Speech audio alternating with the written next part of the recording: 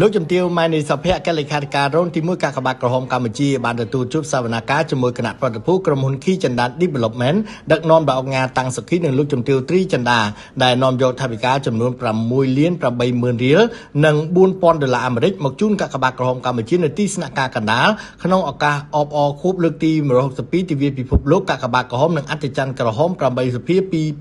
2025និងខួបលើកទី70ឆ្នាំនៃកាកបាទក្រហមកម្ពុជាក្រោមមូលបត្ររួមគ្នាស្ម័គ្រចិត្តដើម្បីសហគមន៍មានសុខភាពល្អនិងមានភាពធន់នឹងអាកាសធាតុលោកជំទាវម៉ែនីសុភ័ក្រក្នុងនាមសម្ដេចគតិប្របណ្ឌិតមុនរនាងសែនប្រធានកាកបាទក្រហមកម្ពុជាបានថ្លែងអំណរគុណយ៉ាងជ្រាលជ្រៅជូនចំពោះសប្បុរសជនទាំងអស់ដែលមានសមាជិកប្រកបដោយសប្បុរសធម៌ចូលរួមចំណែកជាមួយកាកបាទក្រហមកម្ពុជា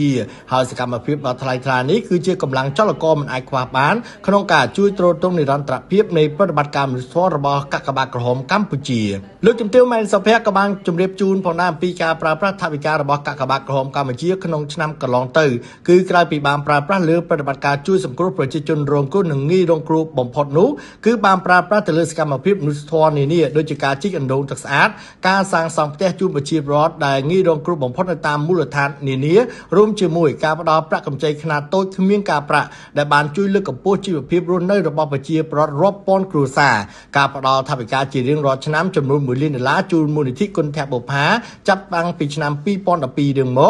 កការឧបត្ថម្ភថវិកា$5,000,000ជូនមន្ទីរពេទ្យលួងម៉ែដែលជាមន្ទីរពេទ្យថ្នាក់ជាតិឯកទេសព្យាបាលជំងឺមហារីកការឧបត្ថម្ភដល់មន្ទីរពេទ្យកុមារអង្គរខេត្តសៀមរាបការចុះសួរសុខទុក្ខនិងឧបត្ថម្ភដល់សមាគមអង្គការមជ្ឈមណ្ឌលនានាដែលទទួលបន្ទុកខាងផ្នែកកុមារកំព្រាជនមានពិការភាពចាស់ជរាឥតទីពឹងជាដើមឡាក់និងឡាក់ក្រៅពីនេះកាកបាទក្រហមកម្ពុជាក៏បានផ្ដល់ជាស្បៀងនៅទេទានមួយចំនួនប្រកេនប្រសង់ដើម្បីទ្រទ្រង់ជីវភាពសវនសិស្សនៅតាមពុទ្ធកសិក្សានានាផងដែរហើយសម្រាប់ឆ្នាំ2024កន្លងទៅនេះកាកបាទក្រហមកម្ពុជាបានប្រើប្រាស់មូលនិធិទទួលបានពីសប្បុរសជនគ្រប់មជ្ឈដ្ឋានធ្វើប្រតិបត្តិការដោយមានអ្នកទទួលផលដោយផ្ទាល់និងដោយប្រយោលប្រមាណជាង2លាននាក់ជាកិច្ចឆ្លើយតបអង្គការតាំងសខីនិងលោកជំទាវត្រីចិន្តាបានបញ្ជាក់ថាដោយសារតែមើលឃើញថាកាកបាទក្រហមកម្ពុជាដែលដឹកនាំដោយសម្ដេចគតិប្របណ្ឌិតប៊ុនរនីហ៊ុនសែនបានបំពេញកិច្ចការមនុស្សធម៌ដ៏ល្អប្រពៃថ្លៃថ្លាណាស់ជាគំរូដ៏ល្អដល់ជនរួមជាតិនិងគ្រប់ជាតិសាសន៍គ្រប់សាសនាគ្រប់និន្នាការដោយមិនប្រកាន់មិនរើសអើងឲ្យតែជាប្រជាពលរដ្ឋងាយរងគ្រោះបំផុត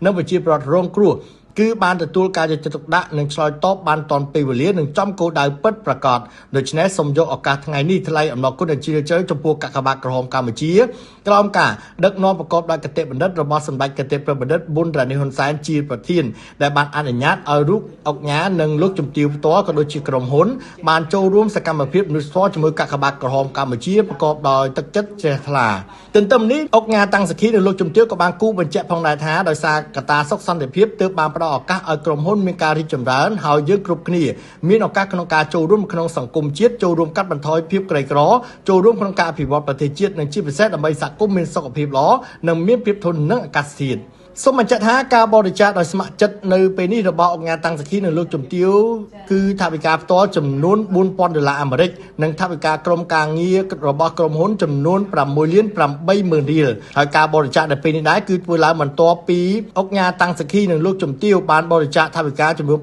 $5,000ជូនដល់សាខាកាកបាទក្រហមកម្ពុជាខេត្តកំពង់ស្ពឺក្នុងឱកាសទិវា8សភាឆ្នាំ2025និងថវិកាចំនួន$1,000ជូនទៅដល់អនុសាខាកាកបាទក្រហមកម្ពុជាជាសុកអរ៉ានៅខេត្តកំពង់ស្ពឺដើម្បីទ្រទ្រង់សកម្មភាពជាមួយគ្នានេះអង្គការតាំងសខីនិងលោកជំទាវក៏កំពុងត្រៀមថវិកាដោយស្ម័គ្រចិត្តដើម្បីចូលរួមបរិច្ចាគជូនសាខាកាកបាទក្រហមកម្ពុជាខេត្តកណ្ដាលក្នុងទិវា8សភាឆ្នាំ2025នាពេលខាងមុខនេះផងដែរក្រៅពីនេះអង្គការតាំងសខីនិងលោកជំទាវក៏បាននឹងកំពុងបន្តចូលរួមចំណែកការងារមនុស្សធម៌និងការងារសង្គមផ្សេងៗជាច្រើនទៀតយ៉ាងសកម្មផងដែរសូមបញ្ជាក់ថាសប្បុរសជនគ្រប់មជ្ឈដ្ឋានអាចបរិច្ចាគជូនកាកបាទក្រហមកម្ពុជាបានតាមរយៈក្រុមប្រចាំការទទួលបដិសណ្ឋារកិច្ចនិងមានរៀបចំកម្មវិធីប្រគល់និងទទួលសម្ភារៈជារៀងរាល់ម៉ោងធ្វើការនៅទីស្នាក់ការកណ្ដាលកាកបាទក្រហមកម្ពុជាការចូលរួមឧបត្ថម្ភគាំទ្រការងារមនុស្សធម៌តាមរយៈកាកបាទក្រហមកម្ពុជាគឺពិតជាមានគុណតម្លៃណាស់ក្នុងការលើកកម្ពស់ស្មារតីវប្បធម៌នៃការចែករំលែកដែលជាការផ្សារភ្ជាប់រវាងសប្បុរសជនជាមួយអ្នកទទួលផលដូច្នេះសង្ឃឹមថាមានសប្បុរសជនជាបន្តទៀតនឹងចូលរួមបរិច្ចាគធនធានប្រកបដោយឆន្ទៈមោះមុតនិងជ្រះថ្លាជួយកាកបាទក្រហមកម្ពុជាតាមការស្ម័គ្រចិត្តដើម្បីឲ្យសមាគមជាតិមួយនេះកាន់តែទទួលបានជោគជ័យថែមមួយកម្រិតទៀតក្នុងបេសកកម្មមនុស្សធម៌ជួយសង្គ្រោះជនរងគ្រោះនិងងាយរងគ្រោះនៅក្នុងព្រះរាជាណាចក្រកម្ពុជា